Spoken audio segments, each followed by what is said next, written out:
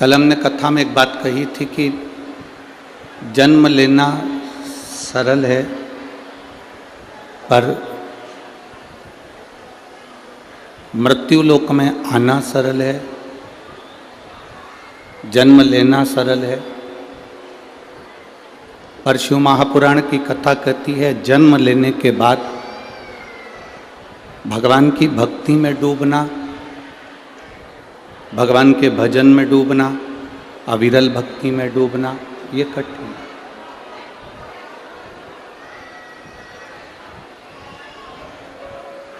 आप सब जो इस कथा पंडाल में विराजमान है, रोड पर बैठे हुए हैं, पीछे बैठे हुए हैं, जहाँ भी आप लोग विराजमान हैं बैठे हैं, अपने आप को आज खुद को आप धन्यवाद देना।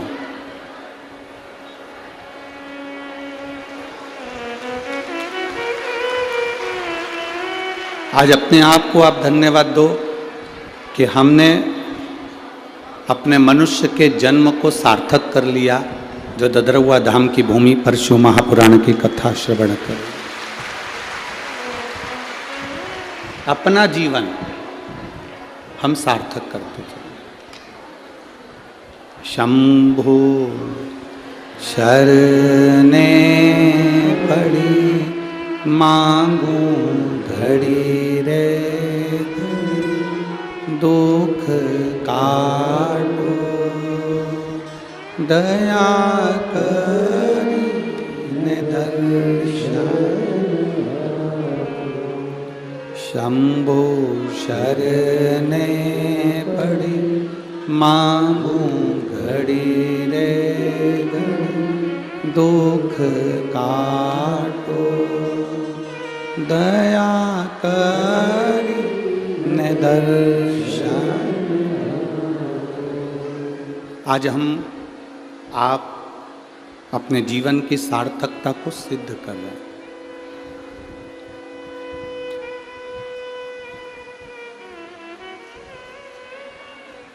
ऐसा कोई जन्म नहीं होता मनुष्य का जिस जन्म में मनुष्य के पति नहीं होता, पत्नी नहीं होती, बच्चे नहीं होते। जितने जन्म होंगे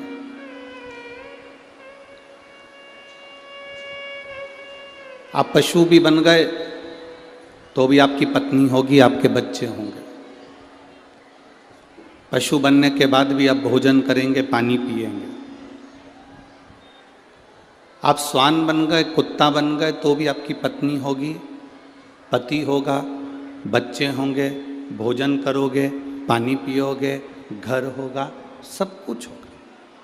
चिड़िया बन गए, तोता बन गए तो भी आपकी पत्नी होगी, आपके बच्चे होंगे, आपका घर होगा, परिवार होगा।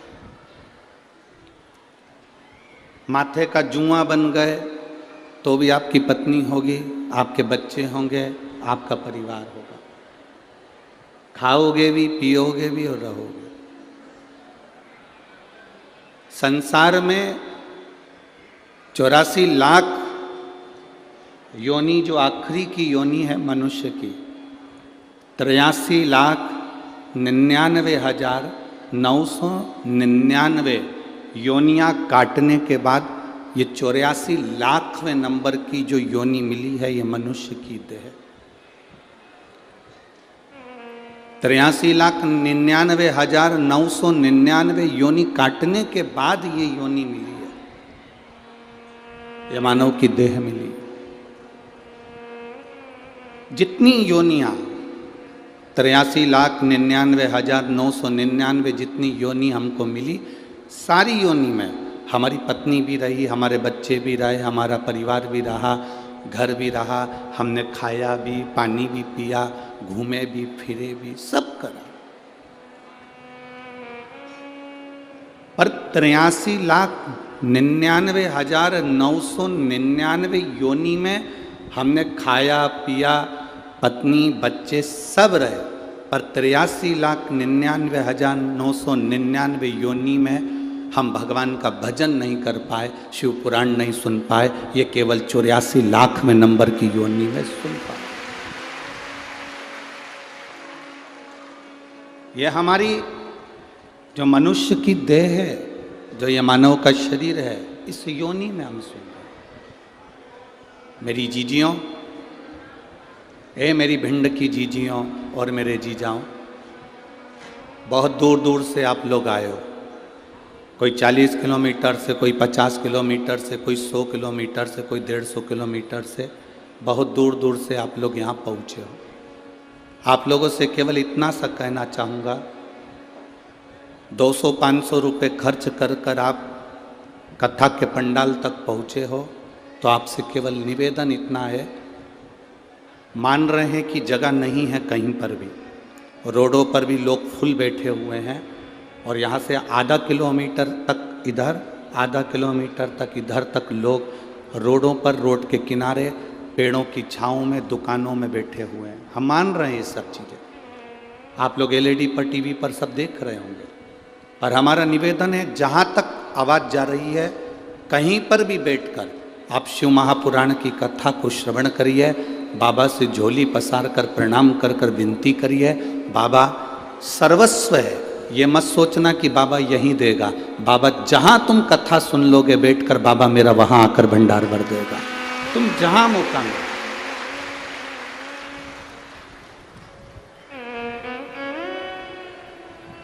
तुम्हारा जहाँ मन करे वहाँ बैठकर कथा सुनो और अपने जीवन को, बहुत 50 किलोमीटर 100 किलोमीटर दूर से आए हो, 100-500 रुपये 200 रुपये डीजल पेट्रोल खर्च कर कर गाड़ी का किराया लगा कर आए हो। हम तो 2.5 घंटा, आधा घंटा तो आशीष भैया बोल लेते हैं, 2.5 घंटा हम कथा बाँचकर चले जाएंगे। पर हमारी तो विनती बाबा से इतनी सी है कि आप जो झोली लेकर आए हो, मेरा भोलेनाथ, मेरा ददरुआ सरकार आपकी झोली भर कर दे। दिल से सुनो। पड़ोसन अगर बोले भी तो उसको सिर पे पल्लू रखकर उसके पाँव पढ़ लो कि तू 3 घंटे के बाद बोल लेना, 4 बजे के बाद खूब बोल, पर अभी मौन रहकर कथा का लाभ लीजिए।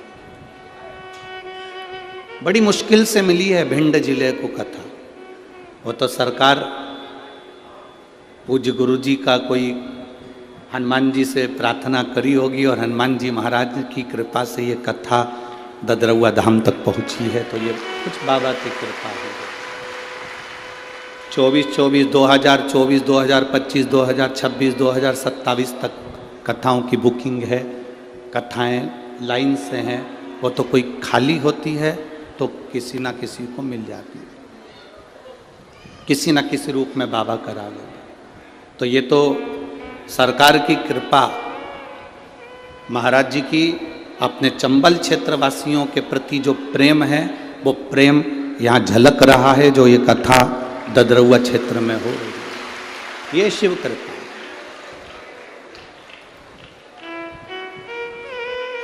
भगवान की अविरल भक्ति, भगवान शिव की अविरल भक्ति सहजता से नहीं मिलती।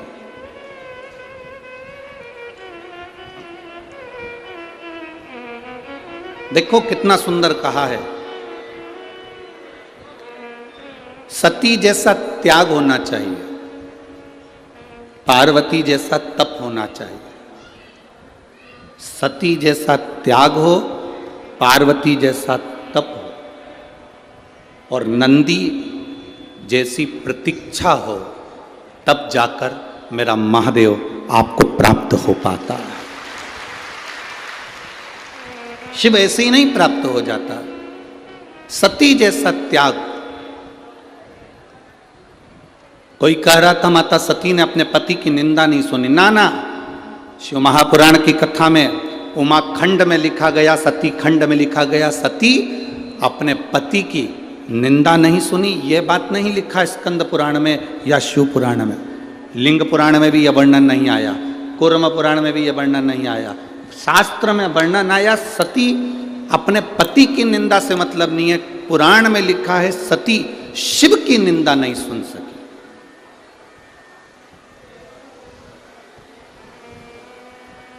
यहां पति शब्द नहीं लिखा।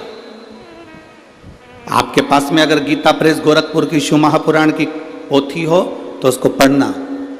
उसमें लिखा, ये नहीं लिखा कि सती अपने पति की निंदा नहीं सुन सकी। ये कहीं नहीं लिखा। उसमें लिखा कि सती शिव की निंदा नहीं सुन सकी।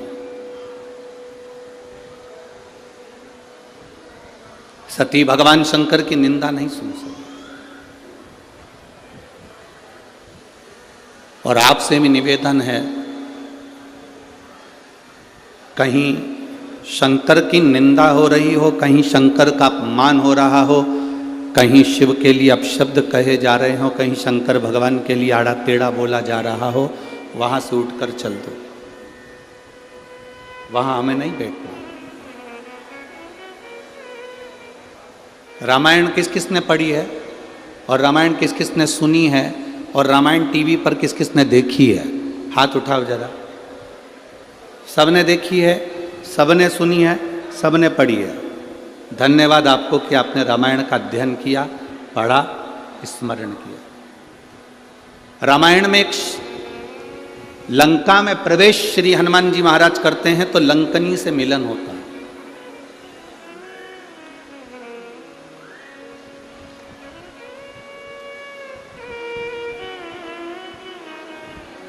हनुमान जी महाराज जब लंका में प्रवेश कर रहे हैं तब एक स्त्री, लंकनी नाम की एक स्त्री मिलती है। सुरसा मिली, माता कहकर प्रणाम करा। छाया पकड़ने वाली राक्षसी मिली, प्रणाम करा माता कहकर। लंकनी मिली,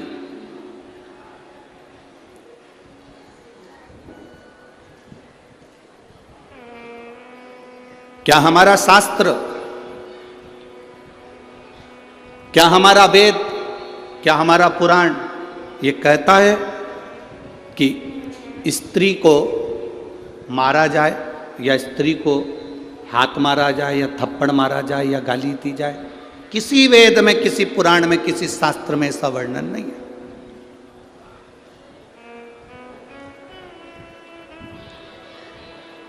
जब हमारे शास्त्रों में यह वर्णन नहीं है तो फिर हनुमान जी महाराज ने लंकनी पर मुष्टिक का प्रहार क्यों किया? जरा विचार करना। बहुत गहन शिव महापुराण की ये शंकर सुमन शिव महापुराण की जो कथा मिली है, ये पूरे विश्व के लिए मिली है। इसको गहन चिंतन करना चाहिए।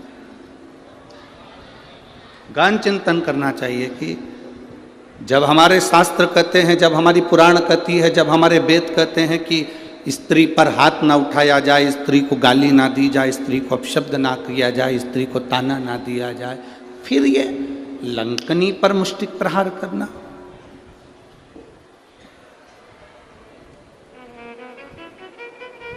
लंकनी पर मुष्टिक प्रहार।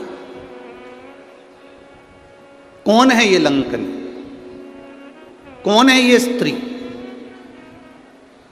जो लंका के दरवाजे पर खड़ी है और इंतजार कर रही है श्री हनुमान जी महाराज का कि एक बानर आएगा, मुझे स्पर्श करेगा, मेरे ऊपर मुष्टिक का प्रहार करेगा और मेरे प्राण छूटेंगे? कौन है? शिव की निंदा ना करें, शंकर की निंदा ना सुने। शंकर की निंदा कहीं हो रही हो, शंकर की निंदा कहीं चल रही हो, कोई शंकर के लिए अपशब्द कह रहा हो, तो बड़े से बड़ा विद्वान भी अगर शंकर की निंदा कर रहा हो तो वहां मत बैठना। हम तो यहां तक कहेंगे, कोई विद्वान से विद्वान व्यक्ति भी अगर शंकर की निंदा कर रहा हो तो उस कथा को छोड़कर चले जाना, अपने को नहीं सुनना, शंकर की निंदा ही नहीं सुनना। कोई शिव की निंदा करता मिल जाए तो बिल्कुल मत सुनो, वहां से उठकर चले जाओ। लंकनी कौन थी? ब्रह्मलोक के प्रथम दरवाजे की द्वारपाल थी ये लंकनी। ब्रह्मलोक के प्रथम दरवाजे की द्वारपाल। ब्रह्मलोक में कितने दरवाजे हैं? 7। और ब्रह्मलोक के 7 दरवाजे में से प्रथम दरवाजे की द्वारपाल है लंकनी।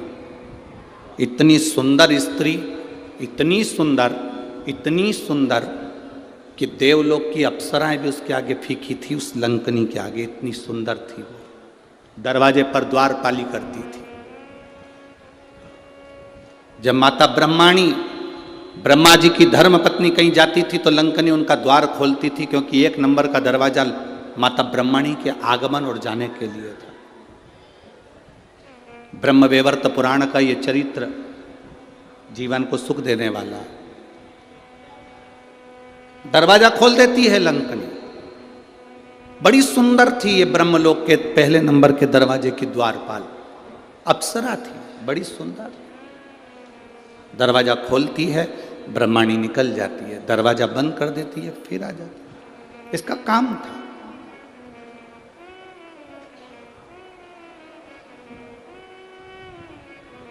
आप में से कई लोग ऐसे होंगे जिनको ददरुआ धाम आते हों और हनुमान जी के दर्शन करने जाते होंगे, तो कई लोग ऐसे होंगे जो पहली बार आते होंगे, उनको दरवाजा नहीं मालूम होगा। कल हम पुजारी जी से कह रहे थे और वो पवन जी थे, उन दोनों से कह रहे थे कि महाराज जी ने ये काम सबसे अच्छा करा कि ददरुआ धाम के इस मंदिर प्रांगण के बहुत सारे दरवाजे हैं। तो पुजारी जी कह रहे थे महाराज जी कम से कम 8 दरवाजे हैं मंदिर में प्रवेश आने जाने के। इसी ब्रह्मलोक में ब्रह्मा जी के प्रवेश द्वार 7, उसमें से एक द्वार पर दरवाजे पर ये सुंदर स्त्री खड़ी है जो दरवाजा खोलती है, बंद करती है, पहरेदारी करती है, चौकीदारी करती है। अब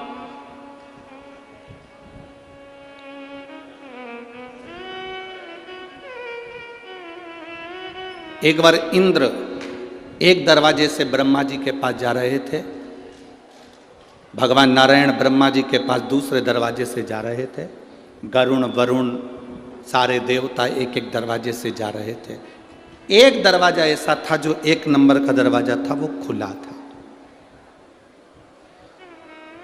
ब्रह्मा जी क्या सभा लग रही है, ब्रह्मा जी क्या सभा होने वाली है, ब्रह्मा जी क्या मीटिंग होने वाली है, सब देवता आमंत्रित हो रहे हैं और उसी आमंत्रण में भगवान शिव भी प्रवेश कर रहे हैं।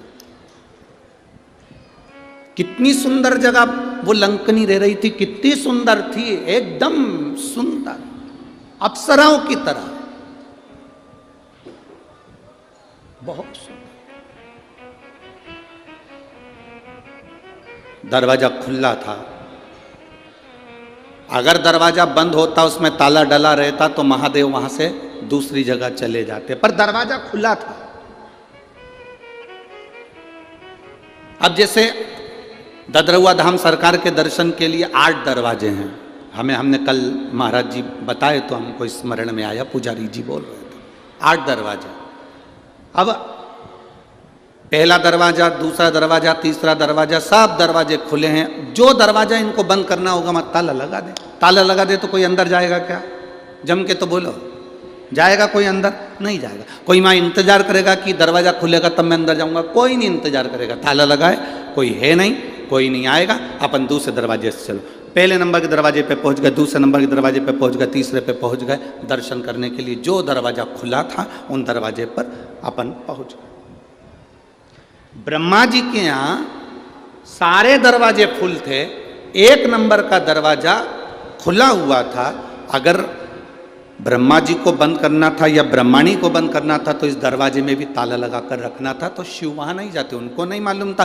पहली बार ब्रह्मलोक में प्रवेश करे, प्रवेश करते से ब्रह्मलोक में जैसे ही ब्रह्मा जी के उस लोक में प्रवेश कर रहे थे, शिव जी ने देखा कि कौन सा दरवाजा खाली है। उस द्वार में से भगवान शंकर प्रवेश करने लगे। जैसे ही प्रवेश करा, प्रवेश करते से ही उस द्वारपालिनी ने शिव जी को रोका।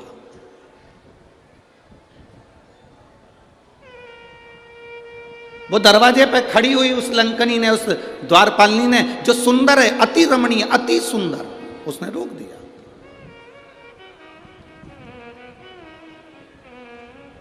अब शिव ओघड़दानी इस दरवाजे से प्रवेश क्यों कर रहे हैं?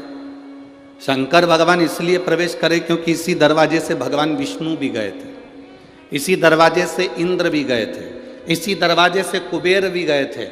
तब इस सुंदर स्त्री ने उनको नहीं रोका। पर जैसे ही देवाधिदेव महादेव दरवाजे पर आए, आते से ही उस सुंदर स्त्री ने महादेव को साधारण सा पुरुष जाना और आवाज लगा कर कहा, ए बाबा, आवाज लगा कर कहा, ए बाबा। ये भस्म रमाकर, गले में सांप पटक कर, जटा बांध कर, त्रिपुंड लगाकर, रुद्राक्ष पहनकर कहां अंदर जा रहे हो? वो साधारण स्त्री शंकर भगवान को जानती थी कि ये शिव हैं। वो स्त्री जानती थी, अप्सरा जानती थी कि ये शंकर हैं, पर शिवजी सोने का मुकुट पहनकर नहीं आए थे, शिवजी अंबर पीतांबर पहनकर नहीं आए थे। शंकर भगवान एकदम सिंपल, एकदम साधारण, एकदम सहज आए थे।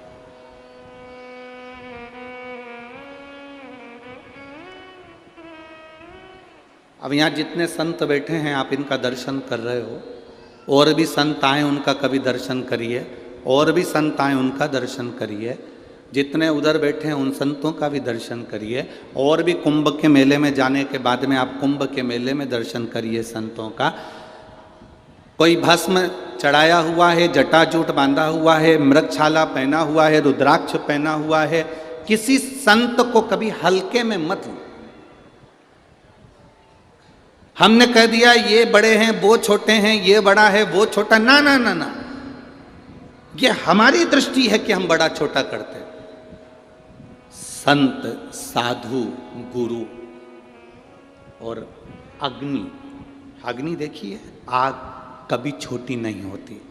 आग घास के पूले पर कपड़े में, कागज में छोटी सी चिंगारी भी पटक दो, पूरा मकान जलाकर राख कर देती है, पूरा मकान। संत, साधु, गुरुजन, ब्राह्मण जन, अग्नि साधारण नहीं होती, छोटी से छोटी अग्नि भी पूरे मकान को जलाने की सामर्थ्यता रखती है। छोटे से छोटा संत भी राम नाम, कृष्ण नाम, शिव नाम में इतना डूबा रहता है कि दुनिया के पाप को जलाने की सामर्थ्यता रखता है। हम उसको ले लेते हैं हल्के में, नहीं साधारण संत होंगे, हाओ पंडित जी का छोरा होगा, हाओ ऐसा होगा, हाओ वैसा होगा, ना ना ना ना।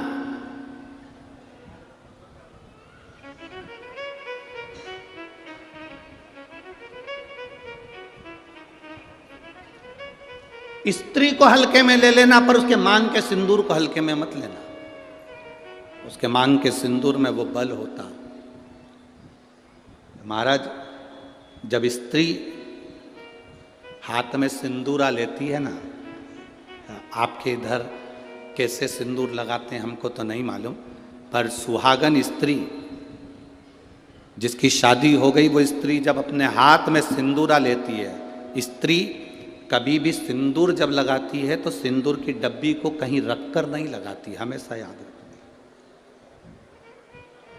जिस नारी सिंदूरे को नीचे रख दिया, या सिंदूरे को अलमारी पर रख दिया, या सिंदूरे को टेबल पर रख दिया और उसमें से लेके सिंदूर लगा रही है, तो वो नारी, हाँ एक जगह पर सिंदूरा रखा जा सकता है, जब आप सुहागल कर रहे हो, कोई पूजन कर रहे हो, तो आप देवी जी को, गणेश जी को जो सिंदूर चढ़ा रहे हो, वो चढ़ा हुआ जमीन पर भी रखा हुआ मांग में धर सकते हो। पर जब आप स्वयं 16 श्रृंगार कर रहे हो, उस जगह पर सिंदूरा जमीन पर नहीं रखा जाता। सिंदूरा जमीन पर रखा हो और नारी मांग का सिंदूर भरती हो तो पति को रोग ग्रसित करता ही है, पति रोगीला होता ही है, ये निश्चित है। उसका पति रोगीला जरूर होगा, ये निश्चित है, उसको रोग जरूर घेरेगा, ये पक्का है। स्त्री जब सिंदूरा में, यहां तक शास्त्र प्रमाण देता है कि एक दुल्हन पहली बार जब मांग भरती है और पति उसकी मांग भरता है, तो पति के भी हाथ में सिंदूरा पकड़ाया जाता है और पति अपने हाथ से उस मांग को भरता है। पति के हाथ में सिंदूरा पकड़ाया जाता है, वो सिंदूरा साधारण नहीं है।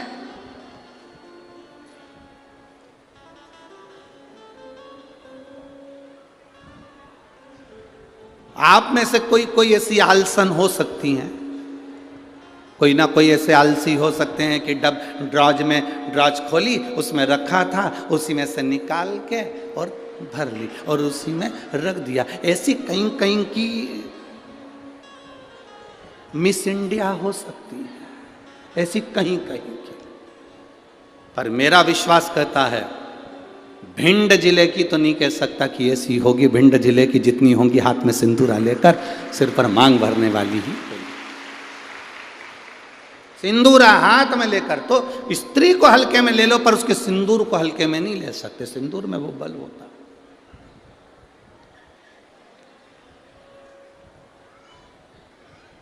एक कौन सा राक्षस है जिसका संहार, वो कौन सा राक्षस है जिसका संहार एक स्त्री ने मांग के सिंदूर से अपने दूसरे प्रतिबिंब को प्रकट कर कर मारा था? वो कौन सा राक्षस है? ऐसा कौन सा राक्षस जिसको वर था कि वो स्त्री के हाथ से मरेगा और स्त्री अपने मांग के सिंदूर से, उस सिंदूर से अपनी परछाया प्रकट कर लेती है और परछाया से मारती है? वो एक ही राक्षस था, मुल्कासुर। कौन सा राक्षस?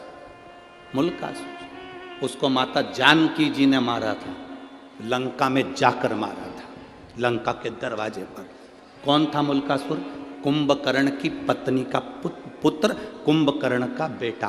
कुंभकर्ण की जो पत्नियां थी उसमें से एक करकटी थी जिसका पुत्र भीम था। उस भीम को शिवजी ने मारा था तो वो भीमा शंकर बन गया था। और कुंभकर्ण का एक बेटा था मुल्कासुर, जो जन्म लेने के बाद मूल में हुआ था तो उसको भिगवा दिया गया था, जिसको सीता जी ने मारा था, माता जानकी जी ने मारा था। मांग के सिंदूर में कितना बल होता है।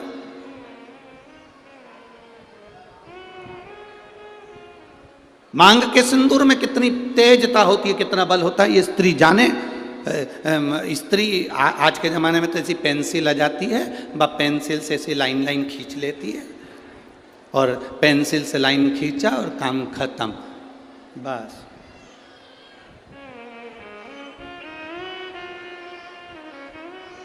नहीं नहीं भाई,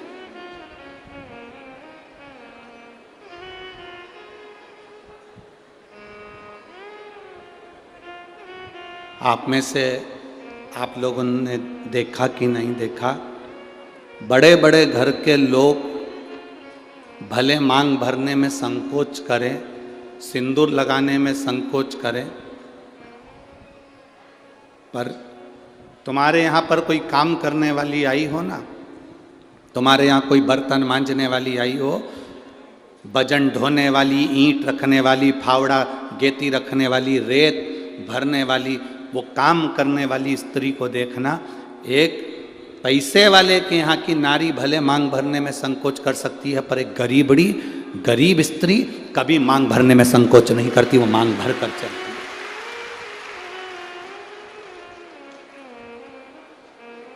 आपके यहाँ कोई बर्तन मांजने वाला आते हो, आपके यहाँ कोई झाड़ू लगाने वाली आती हो, आपके यहाँ कोई पोछा लगाने वाली आती हो, आपके यहाँ तगाड़ी ढोने वाली आती हो, वो स्त्री मांग में सिंदूर भर कर चलती है। बोलो री जी आप लोगों ने देखा है कि नहीं देखा? ईमानदारी से बोलना हो। कथा ऐसे नहीं चलती कि महाराज ने बोल दिया तुमने स्वीकार कर लिया, तुम तो दिल से बोलो कि तुमने देखा कि नहीं देखा। वजन ढोने वाली मांग में सिंदूर भर लेगी और मांग में सिंदूर भरकर वजन ढोलेगी। किसी उस स्त्री से पूछना कि मांग में तो सिंदूर भर लेती है, भले तू कैसी भी दिखे पर तेरी मांग खाली नहीं रहती है, उसका कारण क्या है? तो वो स्त्री कहती है कि मैं कितना भी बोझा ढोलूं, मेरा पति मेरे साथ में वजन ढोने में साथ रहता। मांग के सिंदूर में वो बल होता है महाराज।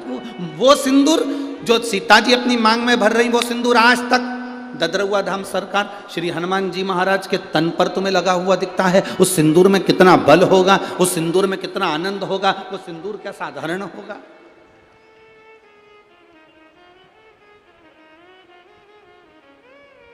उसको पहचानो, उसको जानो।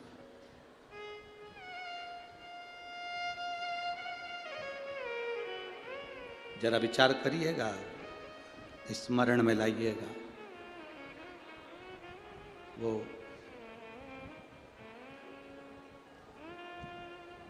मांग का सिंदूर इतना प्रबल होता है, वो कहे ना, वो मुल्कासुर की वो कथा आती है आप लोगों ने सुनी तो होगी, हमारे स्मरण में है कि आप लोग सुन के तो रखे होंगे, पर फिर भी आज शिव महापुराण में निकली है तो आप स्मरण करेंगे। कुंभकर्ण का बेटा मुल्कासुर मूल में पैदा हो गया। कुंभकर्ण को मालूम पड़ा मेरा बेटा मूल में पैदा हुआ है। कुंभकर्ण ने दासियों से कहा कर कह दिया इसको जंगल में फेंक दो, ले जाओ इसको और वन में डाल दो, ले जाओ इसको जंगल में फेंको। अब उस बच्चे को ले जाकर जंगल में फेंक दिया। मूल में हुआ था, जंगल में फेंका। जंगल में फेंका, एक मधुमक्खी ने उस बच्चे को देख लिया। मधुमक्खी ने जब बच्चे को देखा कि कोई बच्चा रो रहा है और बिलख रहा है, इसके घर के लोग उसको यहां पटक कर चले गए। मधुमक्खी ने अपने छत्ते को छेदित कर दिया। मधुमक्खी अपने छत्ते को बनाती है, कभी छत्ते को छेदित नहीं करती कि उसमें से शहद नीचे गिरे। कभी छेदित नहीं करती मधुमक्खी अपने छत्ते को, बनाती है छत्ता पर छेदित नहीं करती। छत्ता बनाएगी पर छेदित ना करेगी, छेदित ना करेगी।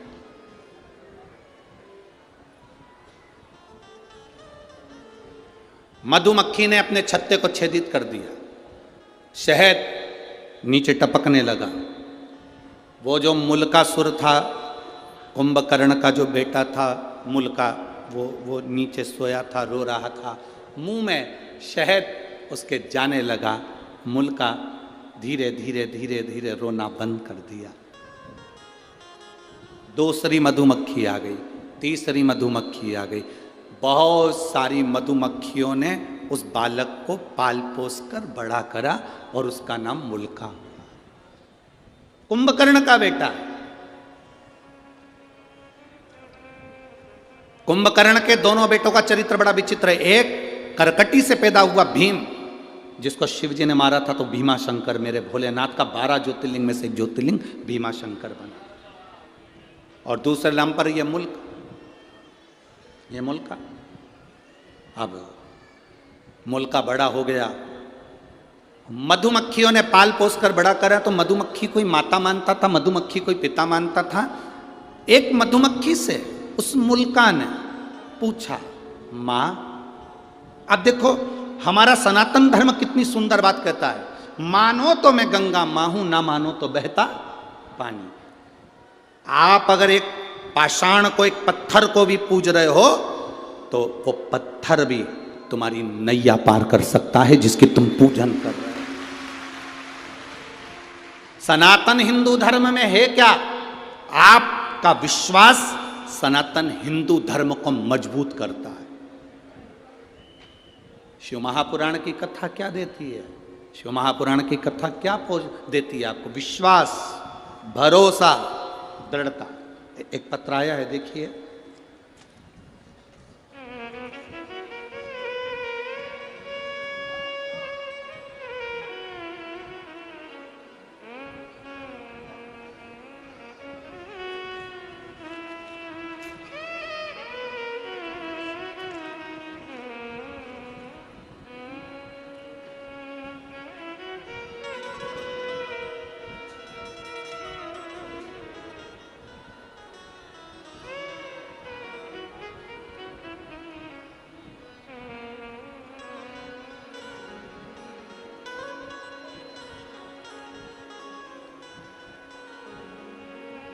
भरोसा देखिएगा। गुरुजी 13 साल से संतान नहीं थी। मैं बाबा का क्या वर्णन करूं गुरुदेव। ये पत्र में हरि सरकार मारुति नंदन महाराज मिश्रा जी के हाथ से भेज रही हूँ। जिनने पत्र भेजा है वह हाथ आप ही लेके आए महाराज जी, एक बार हाथ हिला दीजिए। ये पत्र मैंने महाराज जी के हाथ से भेजा है। मैं दिल्ली से लाइव देख रही हूँ इस कथा को, ददरवा धाम सरकार के चरणों को नमन करती हूँ। गुरुदेव, ये पत्र में हनुमान हरि सरकार मारुति नंदन महाराज जी मिश्रा जी के माध्यम से भेज रही हूँ। गुरुदेव, 13 साल से मेरे यहाँ बच्चे नहीं थे। मैं बाबा का क्या वर्णन करूं।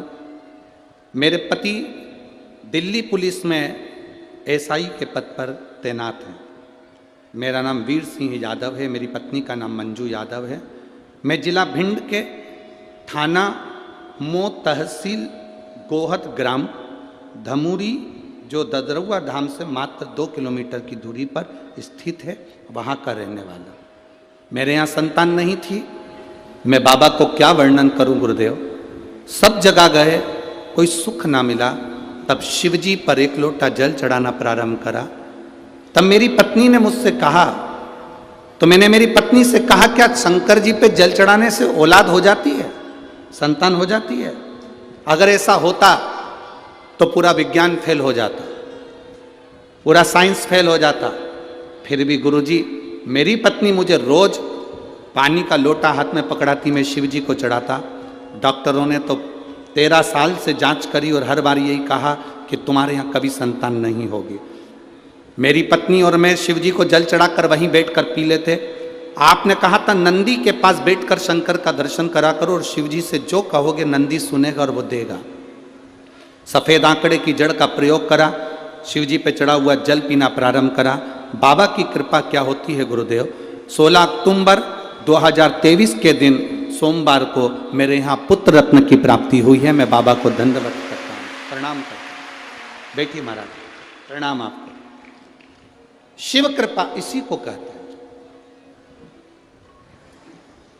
केवल एक सनातन हिंदू धर्म ऐसा है, भारत की भूमि पर सनातन धर्म ऐसा है जो पत्थर में भी प्राण देता है। सनातन हिंदू धर्म केवल ऐसा है जो विश्वास को पक्का करता है, भरोसे को दृढ़ करता है और परमात्मा का दर्शन करता है। आप में से कई माताएं ऐसी बैठी हैं जिन्होंने पशुपति व्रत करा होगा और बाबा ने दिया होगा, 1 लोटा जल चढ़ाया होगा, बाबा ने दिया होगा।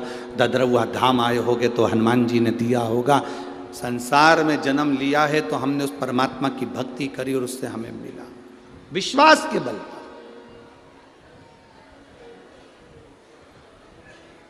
हम तो आपसे मिलते भी नहीं हैं। आप सरकार से पूछ लेना, या पुजारी जी हों, पवन भैया हों, या इस ददरवा धाम के जितने सेवादार हों उनसे पूछना, सियोर वाला महाराज अपना कमरा छोड़कर बाहर तक नहीं निकलता। और जितने गार्ड लगे हों, वहाँ पुलिस विभाग के लोग लगे हों, उनसे पूछना। वो महाराज होंगे, बहुत सारे आपके यहाँ आते होंगे, मिलते होंगे, जुलते होंगे। हम नहीं मिलते।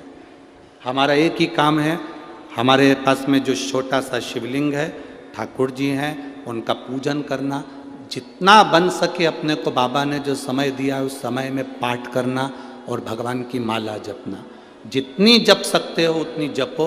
ये संसार से मिलेंगे तो आप 100, 500, 200 रुपये देकर जाओगे, पर मेरे भोलेनाथ को जपूंगा तो वो मेरी जिंदगी में मेरा हाथ पकड़कर ऊपर पहुंच जाएगा।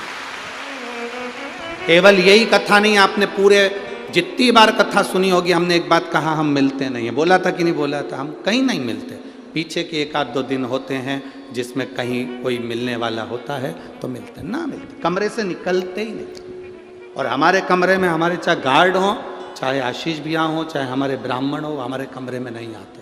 भजन करा, स्मरण करा, जाप करा, अनुष्ठान करा, भक्ति करी, केवल कथा में आए, यहाँ से चले, इसके सिवाय कुछ नहीं। क्यों मिलें आपसे? आप मिलो, श्री हनुमान जी महाराज ददरवा धाम में बैठे हैं उनसे आप मिलो, मेरे भोलेनाथ जी मंदिर में बैठे हैं उनसे आप मिलो। भगवान की अविरल भक्ति से हमसे क्यों मिलना, किस लिए?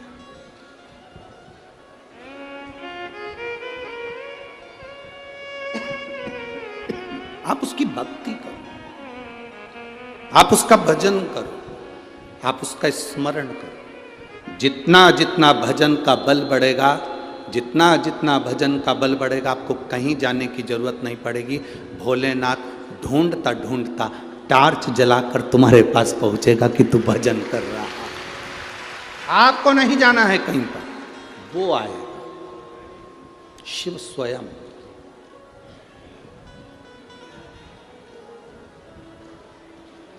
शंभू का मतलब क्या होता है? अपन कहते हैं भोले शंभू। शंभू का मतलब क्या? स्वयं भू। किसी देवता को शंभू नहीं कहा गया, केवल एक देवाधिदेव महादेव जिनको शंभू कहा गया, क्योंकि वो स्वयं भू है, स्वयं प्रकट है, ना कभी जन्म हुआ ना कभी मरता है।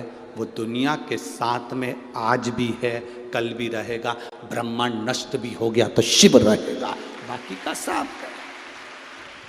स्वयं भू है वो, इसलिए उसको शंभू कहा गया। स्वयं भू शंभू है।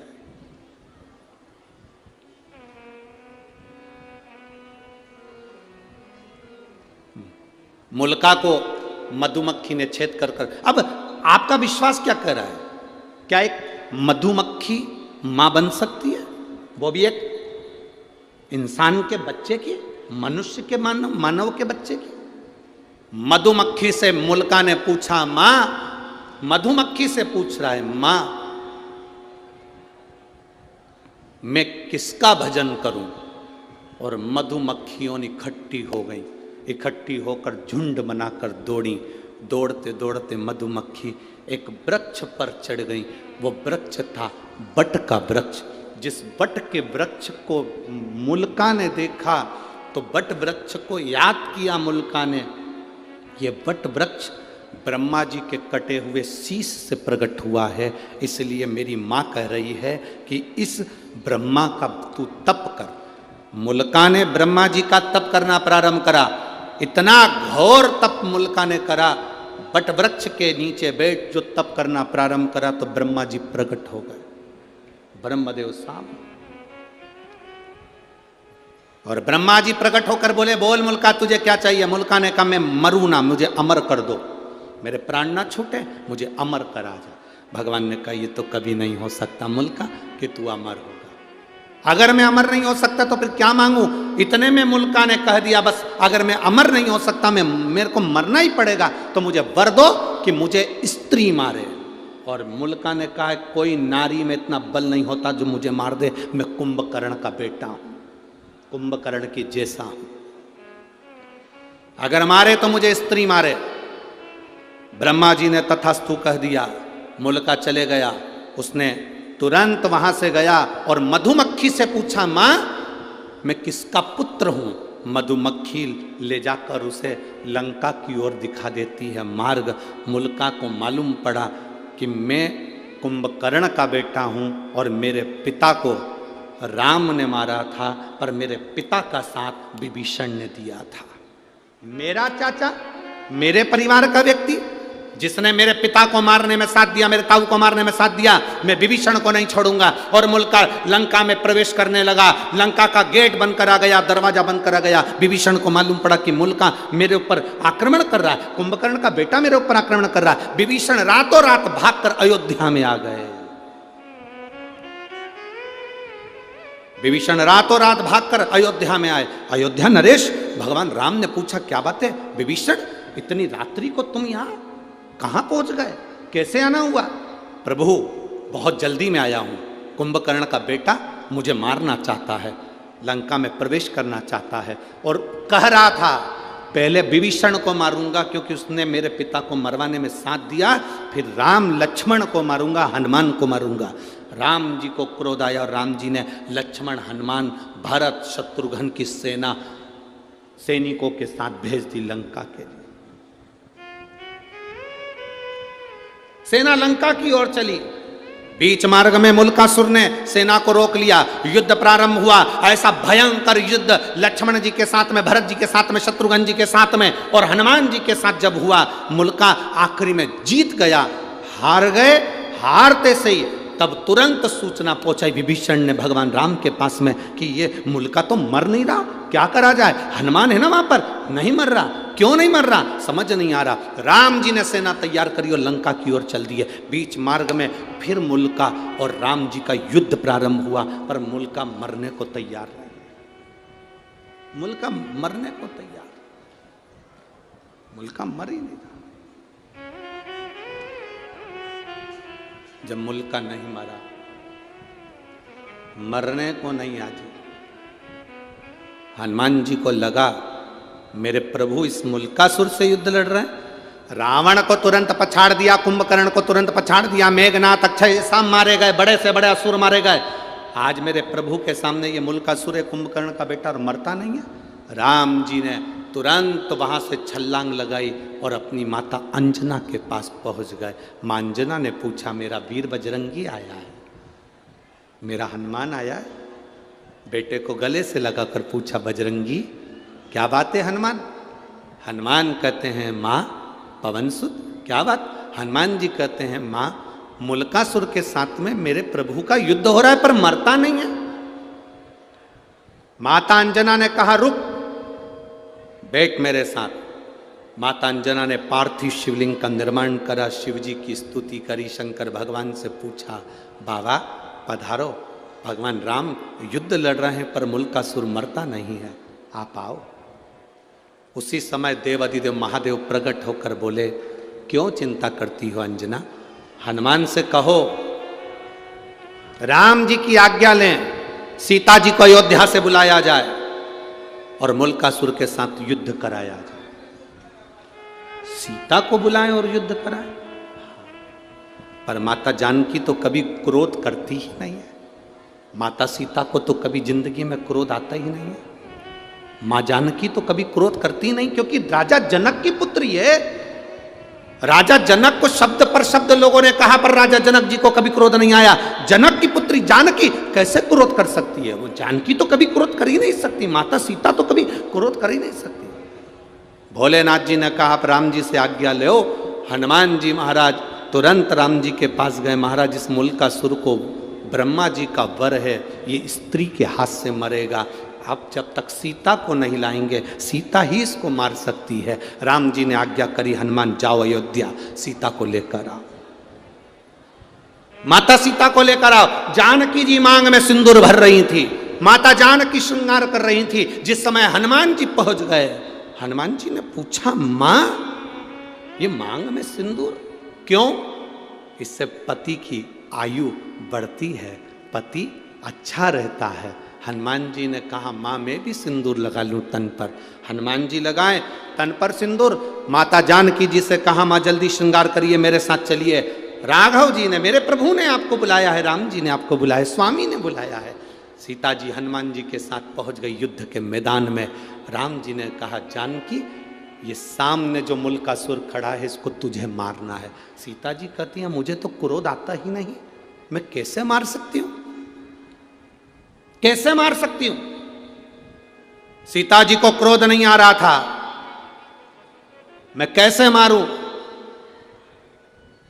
राम जी ने सोचा, करूं तो करूं क्या? मेरे राघव जी ने शिव जी का स्मरण करा, बाबा हे रामेश्वरम, हे शंकर अवघड़दानी, आप पधारो। बाबा ने आकर पूछा, क्या बात है राघव जी? राघव जी कहते हैं, ये सीता को क्रोध नहीं आ रहा। सीता को क्रोध नहीं आएगा तब तक मुल्कासुर मरेगा नहीं। तुरंत भोलेनाथ जी ने कहा, मेरा 11वां रुद्र उतारे हनुमान। शिव और शक्ति कभी अलग नहीं होते। हनुमान भी शिव और शक्ति का प्रतिबिंब है। हनुमान का जो शरीर है वो शिव है और हनुमान की जो पूंछ है वो शक्ति है। हनुमान का शरीर शिव है और हनुमान की जो पूंछ है वो शक्ति है। हनुमान का शरीर शिव है और जो पूंछ है वो पार्वती है। एक काम करो हनुमान, जहां से सीता जी निकलकर रथ के ऊपर चढ़े वहां तुम्हारी पूंछ से तुम थोड़ी सी बुआरी लगा देना, झाड़ू लगा देना। थोड़ी सी बुआरी, थोड़ी सी झाड़ू अपनी पूंछ से लगा देना, थोड़ी सी बुआरी।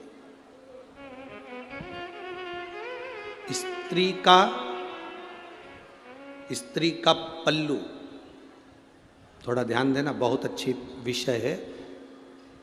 वो तो ये शंकर सुमन शिव महापुराण की कथा चल रही है तो ये प्रसंग निकले हैं, नहीं तो ये प्रसंग शिव पुराण में हम कभी ना सुनाते। स्त्री का पल्लू,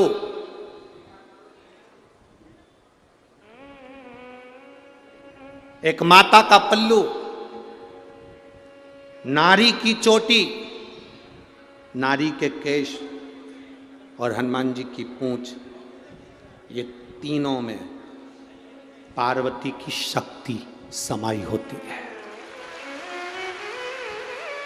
एक, इसलिए हमारे भारत का इतिहास रहा है, हमारे सनातन धर्म का इतिहास रहा है, माताएं जब अपने बच्चे को रोता हुआ देखती है तो अपने पल्लू से ऐसी ऐसी नजर उतार देती। बोलो री जीजियो, सही है कि गलत है?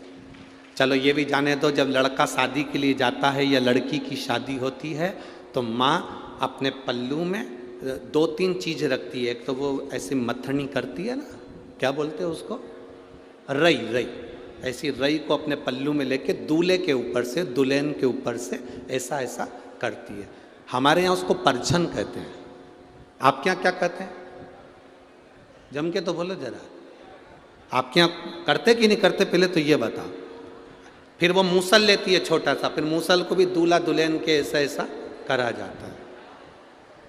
फिर वो सूपड़ा रहती है, सूपा फटकने वाला, उसका कोना लेकर वो भी ऐसा ऐसा दूल्हे को दुल्हन को करती है। क्या बोलते हैं इधर?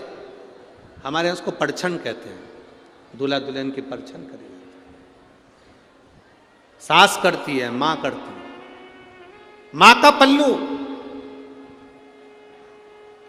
माता का पल्लू, स्त्री की चोटी, हनुमान जी की पूंछ, उसमें माँ जगत जननी दुर्गा, माँ आद्य शक्ति समाई होती है। तुरंत कह दिया भोलेनाथ जी ने, जब सीता यहाँ से निकल कर जाए, हनुमान तेरी पूंछ से बुआरी लगा दे। उस पूंछ का एक कण भी सीता के शरीर को छू गया, सीता में तेज देवी का आ जाएगा और इतना क्रोध करेगी कि तुझे कुछ नहीं करना, वो मुल्कासुर को मार देगी। मुल्कासुर इतना तेज। हम हनुमान जी के मंदिर में जाते हैं, वहां का सिंदूर अपने सिर पर लगाते हैं। क्यों लगाते हैं? कारण क्या है?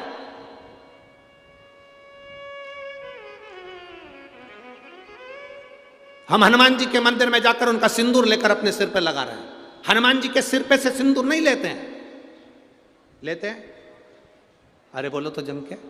हनुमान जी के कान के पास से सिंदूर नहीं लेते हैं। हनुमान जी की छाती पर से सिंदूर नहीं लेते, हनुमान जी के हाथ के पास से सिंदूर नहीं लेते, हनुमान जी के चरणों से सिंदूर लेते हैं, क्योंकि पूंछ नीचे रहती है, उसका चरण मात्र में भी अगर कोई अंश आया होगा तो हमारा कल्याण हो गया होगा।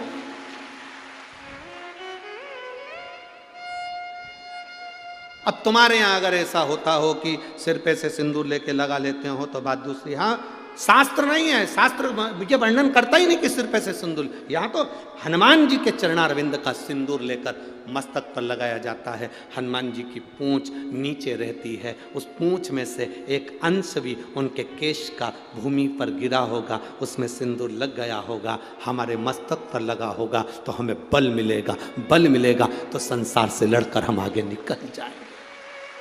पवन तनय संकट हरन मंगल मूर्ति, राम लखन सीता हृदय बसो। शिव है वो। शंकर भगवान ने कहा हनुमान सीता जी, सीता माता जानकी चली, चलते ही हनुमान जी ने बुहारी काढ़ी, बुहारी काढ़ते से माँ जानकी ने देखा सामने मुल्कासुर को। सीता जी ने अपने मांग के सिंदूर का स्पर्श कर कर अपनी छाया प्रकट कर दी। जानकी नहीं, सीता की छाया प्रकट हो गई और सीता माता की छाया ने ऐसा विकराल रूप धारण करा कि मुल्कासुर को 5 बाण में त्रस्त कर कर उसको पछाड़ दिया। अंत में मुल्कासुर मर गया, मुल्कासुर मर गया।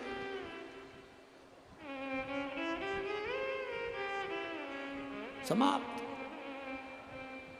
शिव शिव है, शंकर ओघड़ी है। महाराज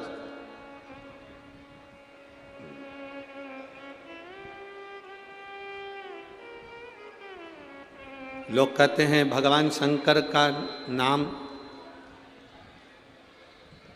किस टाइम लेना चाहिए, भगवान शंकर का भजन किस टाइम करना चाहिए? हम कहते हैं शिव के भजन का कोई टाइम नहीं है, शंकर का भजन 8 याम करना चाहिए। 8 याम। जब तुम्हारा मन करे तब शिव जपो, जब तुम्हारा मन जपे, मन कहे तब राम जपो, जब तुम्हारा मन कहे तब तुम सीता जपो, जब तुम्हारा मन कहे तब कृष्ण जपो, जब तुम्हारा मन कहे तब भगवान का भजन करो। 8 याम सीता राम 24 घंटे हर पल हर घड़ी जपना चाहिए। तो किसी ने कहा, एक महाराज जी प्रवचन में कह रहे थे कि सुबेरे शाम जपना चाहिए। हमने कहा महाराज जी से पूछो, दोपहर में तो नहीं मरेंगे? उनसे पूछो जो तुमसे कहते हैं कि केवल सुबेरे शाम भगवान का भजन करना चाहिए, उनसे पूछा जाए क्या दोपहर में नहीं मरोगे कि रात को नहीं मरोगे? जब तुम्हारी श्वास चल रही है, 21,600 श्वास इस शरीर में से जो निकल रही है, 3.5 करोड़ रोम छिद्र इस शरीर के जो आनंद दे रहे हैं, हर घड़ी हर पल हर क्षण जपो। शास्त्र तो कहता है 24 घंटे भगवान का भजन करो। 24 घंटे नहीं कर सकते तो कम से कम 12 घंटे तो भगवान का भजन करो। 12 घंटे नहीं कर सकते तो 6 घंटे तो करो। 6 घंटे नहीं कर सकते तो 3 घंटा भगवान का भजन करो। 3 घंटा नहीं कर सकते तो कम से कम 1.5 घंटा तो करो रे। 1.5 घंटा नहीं कर सकते तो आधा घंटा करो। आधा घंटा भी अगर भगवान का नाम नहीं ले सकते तो 15 मिनट लो। 15 मिनट भगवान का नाम भजन नहीं कर सकते तो 5 मिनट करो। 5 मिनट नहीं कर सकते तो 1 मिनट करो। और 1 मिनट भी अगर भगवान का भजन नहीं कर सकते तो चुल्लू भर पानी में डूब मरो। 24 घंटे में से 1 मिनट भी तुम परमात्मा के लिए नहीं निकाले, तुम्हारा जीवन बेकार है। काय का जीवन? ददरौआ धाम के नजदीक में रह रहे हो, 8-10 किलोमीटर 40-50 किलोमीटर दूरी के रह रहे हो, और उसके बाद भी सोच रहे हो कथा में जाऊंगा, कथा में जाऊंगा, कथा में जाऊंगा। बाबा ने कितनी कृपा करी, ये सोचो। गुरु महाराज को धन्यवाद देना कि कितनी बड़ी कृपा भोलेनाथ ने करी, जो यहाँ कथा का आयोजन शिव ने करवा दिया। जरा विचार करिए, सोचिए, शिव बिना कुछ। ओघड़ी है शंकर, ओगड़दानी है शंकर, त्रिकालदर्शी है शिव, करुणा सागर है शिव।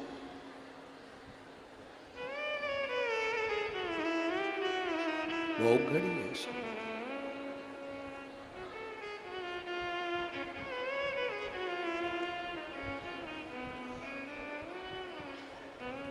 महाराज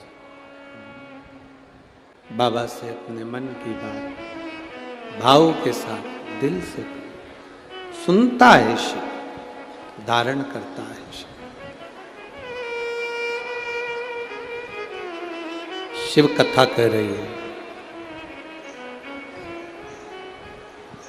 शिव महापुराण वर्णन कर रही है, शंकर भगवान का चरित्र कर रहा है।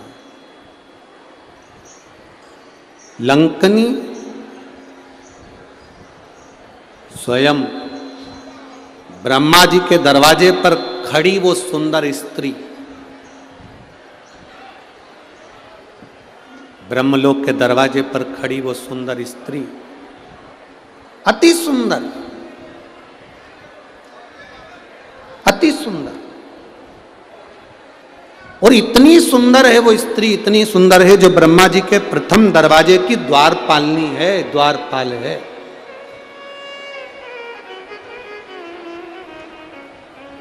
जो ब्रह्मा जी के प्रथम दरवाजे की द्वारपाल, भगवान ब्रह्मा जी के दरवाजे से, उस द्वार से इंद्र भी गए, उस स्त्री ने नहीं रोका।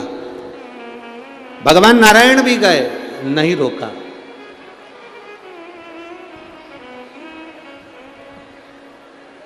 पर देवादिदेव महादेव जब निकल कर गए, उस स्त्री ने रोक दिया। हे बाबा, अरे बाबा,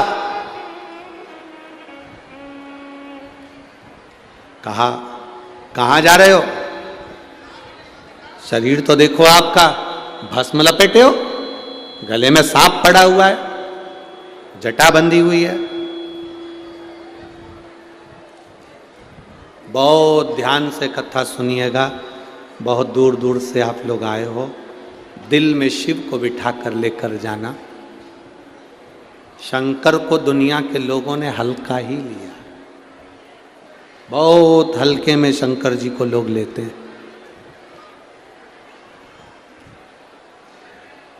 मेरा ओघड़दानी, मेरा शंभू, मेरा त्रिकालदर्शी, कैलाशी, अविनाशी को कभी हल्के में मत। उसके दरवाजे पर जाकर अगर आपने एक गीला कपड़े का पोछा भी लगाया है ना, तो वो खाली नहीं छोड़ता है।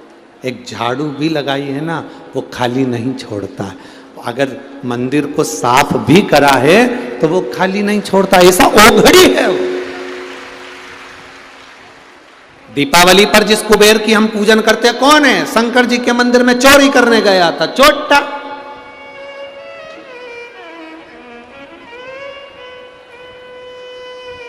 वो तो चोरी करने गया था, चोरी का सामान देख रहा था कि मंदिर में से क्या चुराऊं। अंधेरा था, दिया जल रहा था टिमटिमाता हुआ। अपने तन का कपड़ा उतारा, वहीं पर कपड़े में आग लगाई, चोरी का सामान देख रहा था क्या क्या चीज चुराना है शंकर जी के मंदिर में। भोलेनाथ प्रकट हो गए। शिव जी ने प्रकट होकर कहा, मांग तुझे क्या चाहिए। चोट्टा बोला, मैं तो चोर हूं।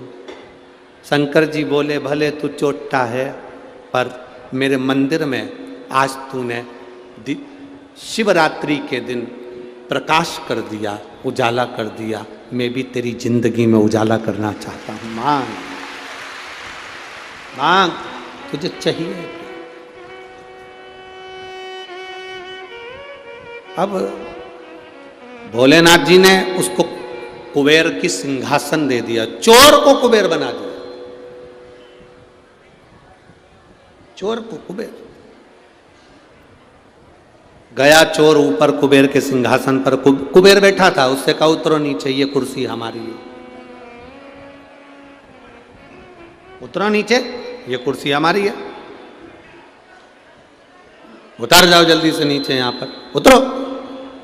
कुबेर ने कहा, भाई देख, हम कैसे उतर जाएं, भला जरा बता, ये कुर्सी तो हमारी है।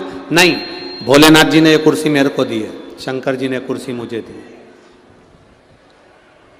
भोले बाबा ने कुर्सी मुझे दी है, तुम उतरो। कुबेर नीचे उतरा।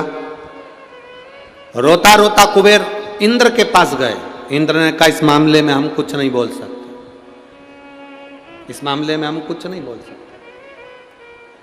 रोता रोता कुबेर भगवान विष्णु के पास गए। भगवान विष्णु ने कहा, क्या हुआ? भगवान विष्णु बोले, इस मामले में हम कुछ नहीं कह सकते। रोता रोता कुबेर ब्रह्मा जी के पास गए।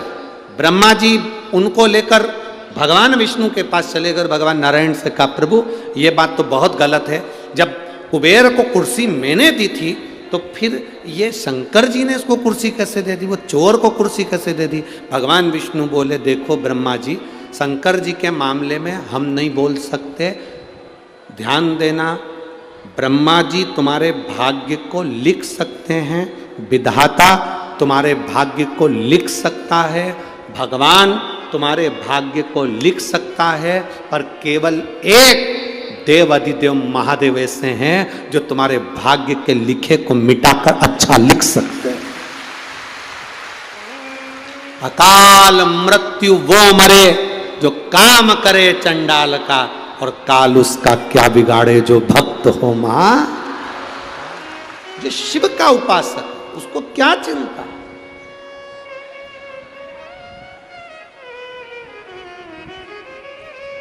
शिव की आराधना करने वाले को क्या चिंता? कल महाराज जी पुजारी जी कह रहे थे कि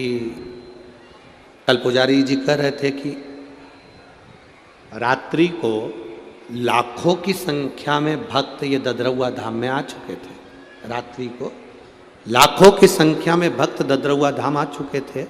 सबने अपना अपना जगह संभाल ली थी और सब तो बता रहे थे पुजारी जी कि गुरुजी, मंदिर में भी इतने भक्त आए हैं और यहाँ पर भी इतने भक्त आए हैं, पर हमारे जीवन की पहली ऐसी कथा है कि भक्त जब कथा सुनता है तो उसके मुंह से आवाज नहीं आती, दर्शन करता है तो लाइन से दर्शन करता है, आराम से दर्शन कर रहा है और बड़े आराम से लोग कथा कर रहे हैं।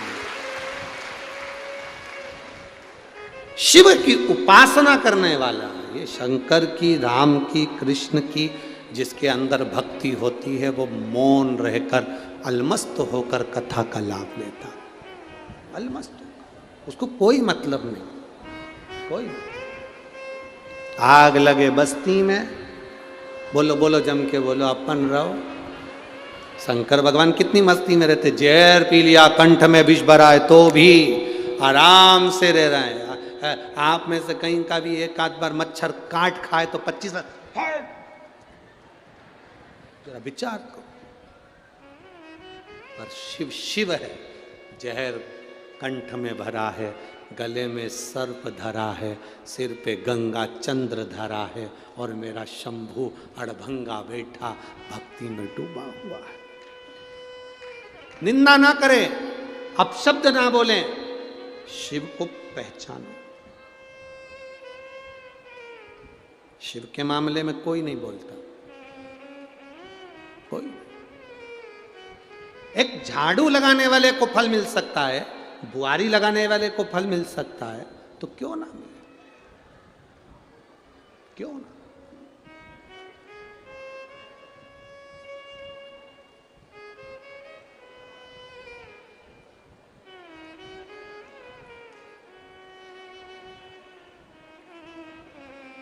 एक महिला ने एक पत्र लिखा है,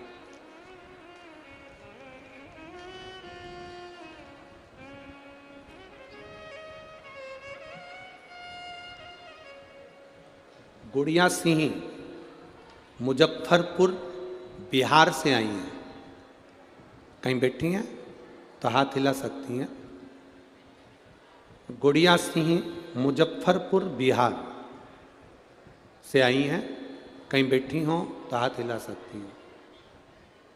जहाँ कहीं बैठी हों तो अपने हाथ हिला सकती हैं। आप ही हैं, एक बार ऐसे हाथ हिला दो। गुड़िया सिंह मुजफ्फरपुर बिहार। बच्चा आया है जिसकी आंखें पूरी चली गई थी, यही है वो, यही है बच्चा। मैं गुड़िया सिंह मुजफ्फरपुर बिहार से हूं। मैं पहली बार भोपाल की कथा में गई थी और वहाँ कथा के पंडाल में बाबा से कहकर आई थी, मेरे बच्चे की आँख में बहुत बड़ी बीमारी हो गई है, उसकी आँखों से दिखना बंद सा हो गया है, कुछ नहीं आता, बाबा संभाल लेना। गुरुजी आप कहते हो कथा के पंडाल में बोला गया बाबा सुनता है। मैं भोपाल की कथा में कही थी अगर मेरे बेटा ठीक हो जाएगा तो मैं जहाँ भी कथा नज़दीक में होगी वहाँ जाकर बाबा को प्रणाम करूँगी। गुरुदेव बच्चा ठीक है बाबू, आँखों से दिखना प्रारंभ हुआ, उसको लिया एक बार ला। इसकी आँख में बहुत बड़ी बीमारी हो गई थी जिसका नाम भी मैं लेना नहीं चाहती। शायद भगवान से प्रार्थना करूंगी कि ऐसी बीमारी किसी के मत देना। आंखें चली गई, दिखना बंद सा हो गया, शरीर बेकार हो गया, बड़े से बड़े डॉक्टर का इलाज करवा लिया पर ठीक नहीं। भोपाल की कथा में आई थी, बाबा को प्रार्थना करी थी। शहद वाला प्रयोग जो आपने बताया था गुरुजी, पीपल के पत्ते का दोना बनाकर शहद भरकर शिव को चढ़ाकर नैनों में लगाने का, मेरे बच्चे की आंख वापिस आ गई और जो बड़ी बीमारी हुई थी वो मिट गई है। मैं बाबा को यहाँ प्रणाम करने के लिए। ओघड़ी है शंभू, ओघड़ी।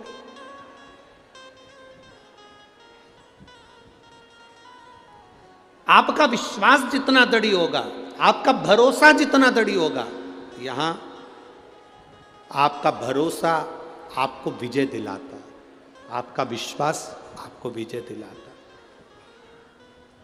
आप झाड़ू भी लगा रहे हैं उसके दरवाजे की तो वो फल देता है।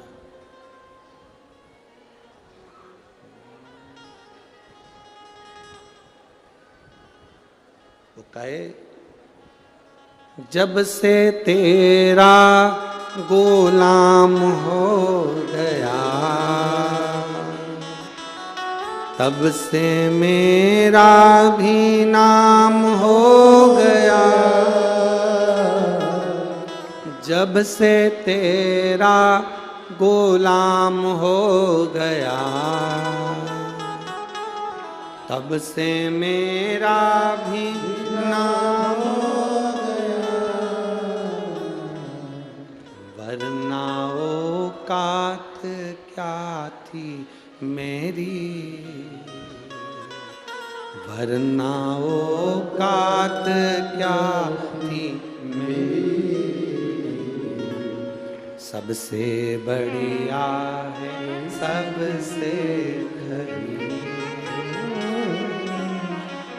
भोले बाबा तेरी नौकरी, सबसे बढ़िया सबसे खरी।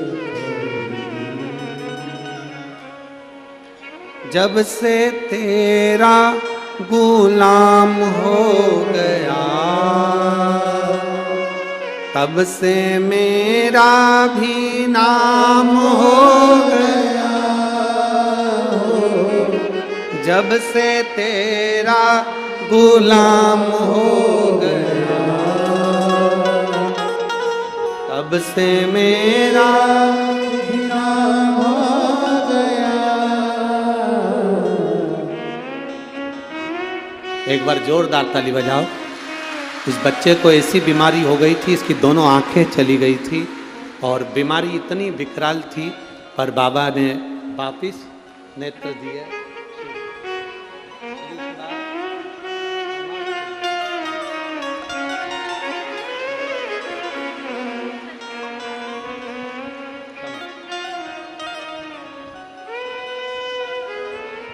वरना औकात क्या थी मेरी, सबसे बढ़िया है सबसे बढ़िया।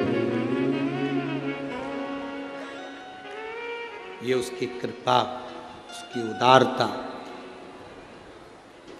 शिव निंदा ना करें, शंकर की निंदा भी ना सुने। भक्ति जितनी बढ़ा सकते उतनी बढ़ा, जितनी बढ़ा सकते। ए मेरी जीजियों, तुम्हारे पत्रों का ढेर लगा हुआ है, हम तो इतने पत्र पढ़ नहीं पाते, पर ये हमारा विश्वास करता है आप जितने लोग ददरौआ धाम में यहाँ कथा श्रवण करने के लिए आए हो, अगली कथा जहाँ कहीं भी नज़दीक में हुई ना, यहाँ पर आपके भी पत्र मिलेंगे कि मेरे बाबा ने मुझे ये दिया, मिले। रोक दिया उस स्त्री ने, उस ब्रह्मा जी के दरवाजे पर खड़ी उस लंकनी ने, द्वारपालिनी ने रोक दिया। हट बाबा, कहाँ जा रहा? भस्म रमा कर, जटाजूट बांध कर, गले में सर पहन कर। किसी संत को, किसी साधु को, किसी गुरु को, किसी अग्नि को हल्का ना समझे।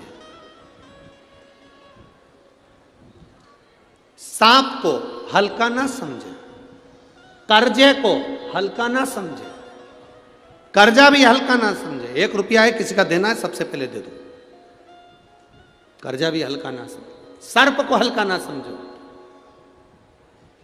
अग्नि को हल्का ना समझे, संत साधु गुरु जन को हल्का ना समझे महाराज, ब्राह्मण जन गुरु जन को हल्का ना समझे, मेरे भोले बाबा को हल्का ना समझे कि मेरा भोला बाबा तुमने हल्का समझ लिया। अरे अड़भंगा है, सारे देवता को अंबर पीतांबर सोना चांदी हीरा पन्ना सब चढ़ता है, सारे देवता को 56 भोग चढ़ता है, मेरे बाबा को 56 भोग भी नहीं लगता, 56 भोग भी मेरे बाबा को नहीं लगता, अंबर पीतांबर भी मेरे भोले बाबा को नहीं चाहिए। मेरे भोले बाबा को तो केवल तुमसे एक ही चीज चाहिए, 1 लोटा जल, सारी समस्या का हल। केवल आप अपने घर से 1 लोटा जल भर कर ले जाओ, अपने घर से जल लेकर जाओ। अपने घर से क्यों?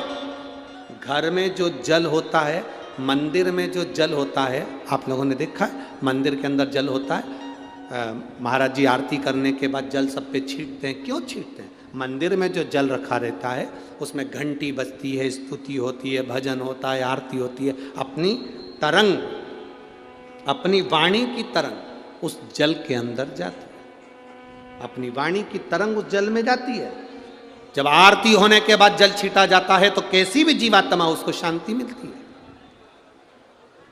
मंदिर का जल सब पर छीटा जाता है तो उसका फल मिलता है। घर के जल में, हम जिस घर में रहते हैं उसमें कितना क्लेश हो रहा है, कितनी अशांति है, हमें कितना टेंशन है, हमें क्या दुख है, हमें क्या तकलीफ है, हमें क्या कष्ट है।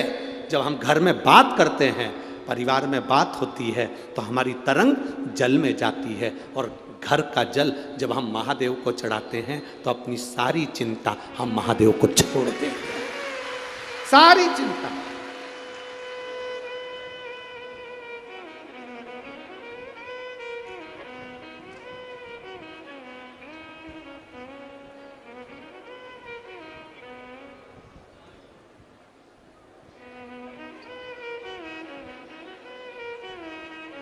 हमारी पूरी चिंता हमने महादेव को सौंप दी, हमने अपने जीवन की पूरी टेंशन उनको दे दी। वो आप लोग आरती में भजन में गाते हो ना, अब सौंप दिया सब भार,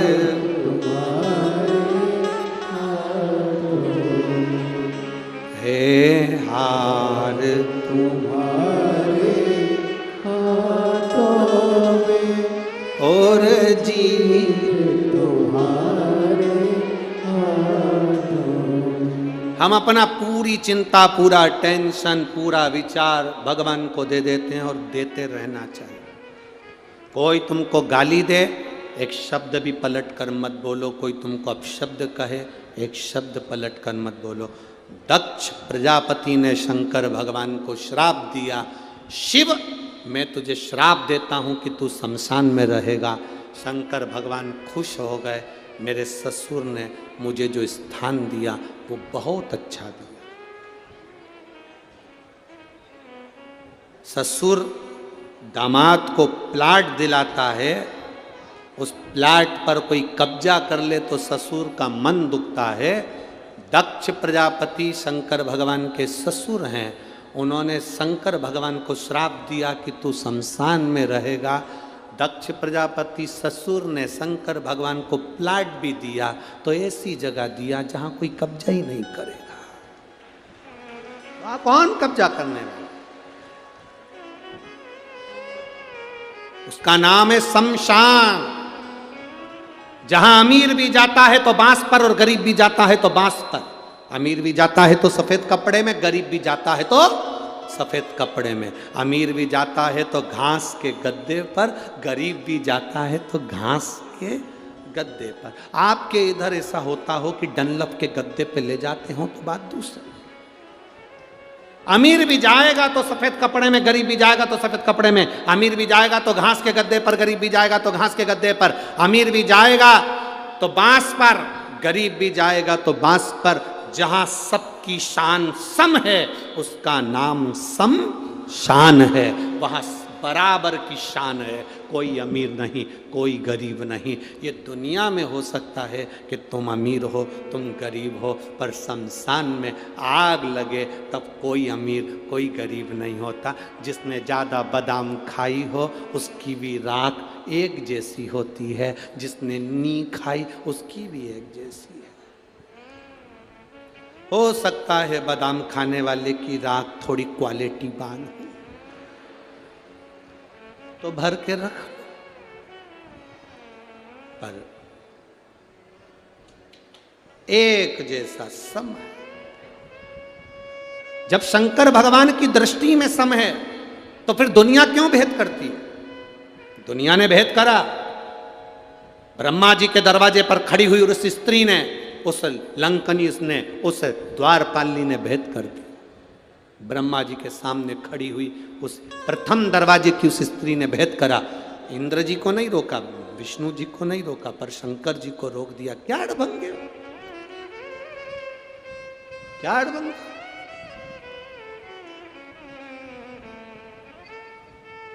ये क्या बना रखा है तुमने? इस दरवाजे से तुम प्रवेश नहीं कर सकते, अंदर नहीं जा सकते, बाहर निकलो। क्या वेश है तुम्हारा? अड़भंगे हो तुम।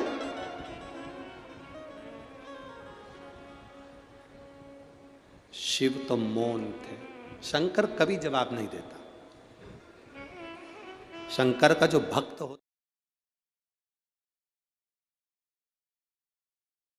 को गाली दे दो, अपशब्द कह दो, ताना दे दो, वो कभी जवाब नहीं देगा, क्योंकि उसको भरोसा है।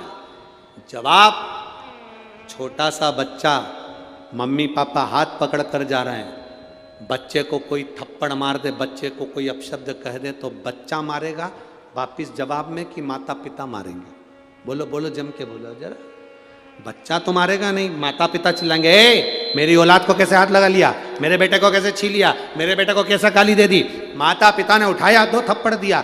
याद रखना, शंकर का उपासक, शंकर की आराधना करने वाला, शिव की उपासना करने वाले का जवाब शिव भक्त कभी नहीं देता। उसका जवाब उसका शंभु देता है, उसका शिव देता है, वो कभी जवाब नहीं देता।